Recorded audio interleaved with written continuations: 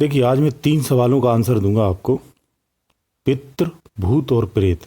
यानी पितृ क्या होते हैं, भूत क्या होते हैं और प्रेत क्या होते हैं, और भूत, प्रेत और पित्त में क्या अंतर होता है। बिल्कुल स्पष्ट रूप से आपको बताता हूं। देखिए, सभी आप जानते हो भूत क्यों बनता है आदमी। मरते वक्त जिसकी इच्छाएं अधूरी रह जाएं, पूरी न हो सकें, और उसी में उसकी वृत्ति लगी रह जाए और शरीर को त्याग दे, निश्चित रूप से वो आत्मा कहीं नहीं जाती है। आसक्ति के कारण वो उसी स्थान पर भटकती रहती है, तो उसे भूत कहते हैं। दूसरा होता है अकाल मृत्यु।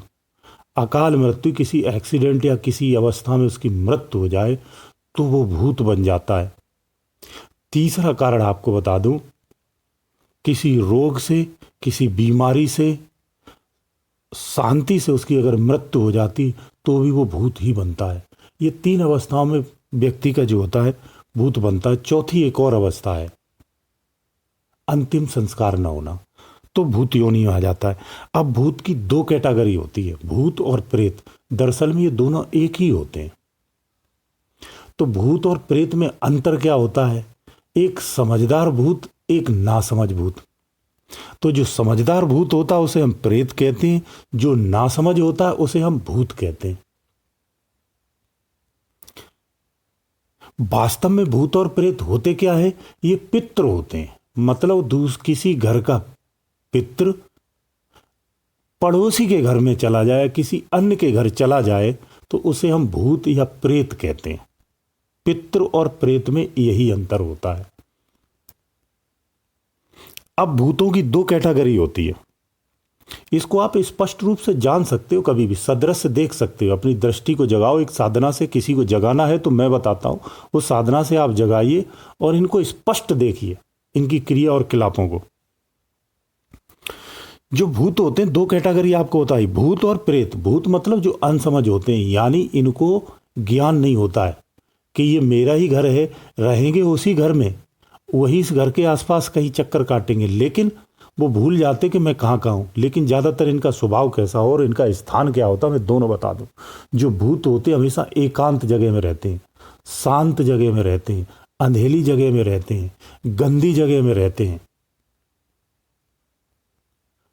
और प्रकाश से इनको भय लगता है, शोर से इन्हें बहुत भय लगता है। तीव्र कामना होती है इनके अंदर में, क्रोध बहुत होता है इनके अंदर में, चाहे प्रेत हो चाहे भूत हो, दोनों के अंदर में ये दोनों चीजें रहती हैं। तो भूत होता है वो हमेशा एकांत पसंद करता है। भूत हमें डरपोक भी होता है, ये प्रकाश से बहुत डरता है, इसके अंदर भय की भावना बहुत होती है। जहां क्लाउड, जहां शोर, जहां लोगों का आना जाना दिखेगा, ये छुप जाएगा। ये एकांतवासी होता है, गुमसुम रहने वाला होता है। लेकिन इनके अंदर में तीव्र वासनाओं के कारण ये शरीर में प्रवेश करते हैं। भूत 2 तरह से शरीर में आते हैं। इनको छेड़ने पर इनके स्थानों को, या इनके स्थान के इर्द गिर्द आपका आना जाना हो।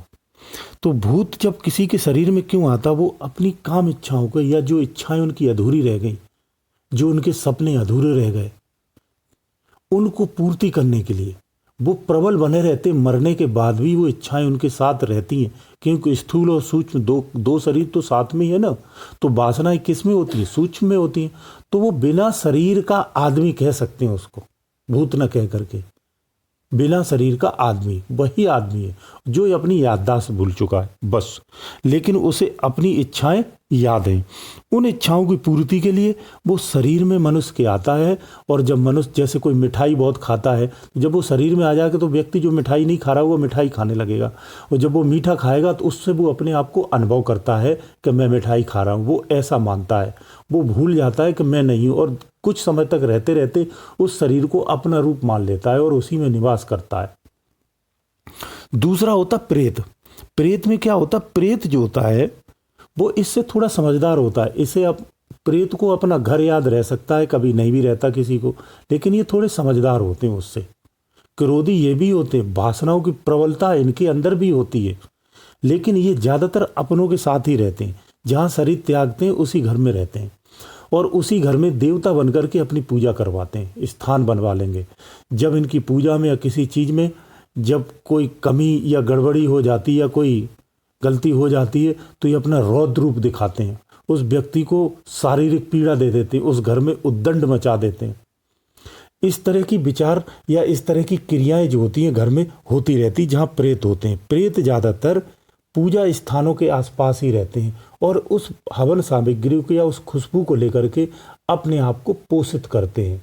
भूतों को खुशबू बहुत प्यारी होती है, इसीलिए कहा गया है कि परफ्यूम या कोई चीज़ लगा करके शमशान घाट पे या भूतों के स्थान पे कभी नहीं जाना चाहिए, क्योंकि इन्हें खुशबू बहुत प्रिय होती है। इनका पूरा कंट्रोल जिसके शरीर पर रहते हैं ना, उसका पूरा मस्तिष्क अपने कंट्रोल में करते, अपने अनुरूप कार्य कराने की कोशिश करते हैं। जब उनके अनुरूप कार्य नहीं होता है तो उस व्यक्ति को वो दंडित भी करते हैं। ये इनकी क्रियाएं रहती। तो ये भूत हुआ, ये प्रेत हुआ, यानी एक ही होता है, अवस्थाएं अलग अलग होती, एक समझदार होता है, एक नासमझ होता है। तीसरा होता है पितृ। पितृ क्या होता है? ये उत्तम अवस्था होती है। पितृ वो होता है जिसने संसार में अच्छे कार्य किए, अच्छे संस्कारों का सहज मृत्यु से सकुशल होकर के हेल्थी मृत्यु मरा, ये भी कह सकते हैं।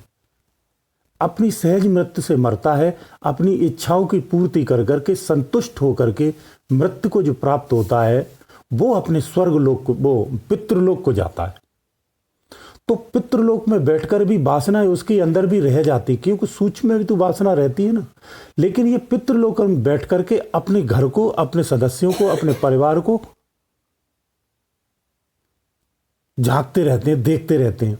और घर में या परिवार में जब कोई समस्या या कोई पीड़ा आती है तो ये पितृलोक से मृत्युलोक में आकर के अपने हितैषियों को, अपने संबंधियों को सपने में दर्शन दे करके या अन्य भांति से किसी तरह से इंडिकेट करते हैं कि किसी बुरे घटना या बुरी समय आने वाला, उसको सचेत कर देते हैं आके। और देवताओं से अनुनय विनंती और भी करते हैं अपने परिवार की कुशलता के लिए। ये इस तरह से इनका आवागमन बना रहता है। ये पितृलोक में रहते हैं तो ये पितर कहलाते हैं। तो हमारे यहाँ तो हिंदू धर्म में पितरों की पूजा होती है। तो पितरों की पूजा इसीलिए की जाती है, जो पितृलोक में रहते हैं दरअसल में पूजा उन्हीं को वो चीज़ मिलती है, वही उनके लिए श्रेष्ठ भी होती है। बाकी जो भूत योनि में होता उनको पूजा करने से कोई मतलब नहीं होता है। आपको अपनी पीड़ा ही बढ़ानी है, अपनी समस्या ही बढ़ानी है, कम नहीं करनी है। जो वास्तव में आपके पितृलोक में गए हैं उनकी पूजा करने से उनका बल वहाँ प्रबल होता है, पितरों का, उनको पुण्य प्राप्त होता है और वो समय समय पर आकर के बुरे वक्त में आपकी मदद भी करते रहते हैं। ये पितृ होते हैं। तो दरअसल पितृ जो होते हैं वो देवों में ही गिनती की जाती है उनकी, वो देव के समान ही होते, परंतु देवताओं जैसी उनकी स्थिति नहीं होती, न उनके पास इतना पावर होता है। वो एक सामान्य से मनुष्य से उत्तम मनुष्य कहला सकते हैं, वो देव नहीं हो सकते।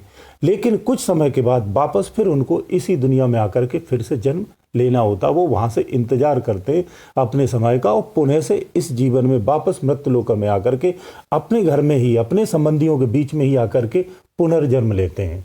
ये पितृ होते हैं। तो ज़्यादातर हमारे घर में जो संतानें पैदा होती हैं, अगर उत्तम जीवन जी करके मृत्यु होती है तो वो पितृ ही आकर के वापस अपना जन्म लेते हैं उसी पीढ़ी में। जब हमारे पितृ मलिन हो जाएं या किसी बंधन में तांत्रिक के द्वारा बांध लिए जाएं और उन पे प्रक्रिया करके किसी के घर में भेज दिया जाए तो वहाँ वो प्रेत कहलाते हैं और उस घर में मजबूर में जाकर के उन्हें आदेश का पालन करना होता है। इस तरह से भूत, प्रेत और पितृ, मैंने तीनों के बारे में आपको बताया। उम्मीद है आपको समझ में आ गया होगा। बाकी कोई जानकारी चाहिए तो हमारे डिस्क्रिप्शन में मेल आईडी हमने दे रखी, उस पर आप हमें मेल करके जानकारी ले सकते हैं। गुरुदेव दयालु।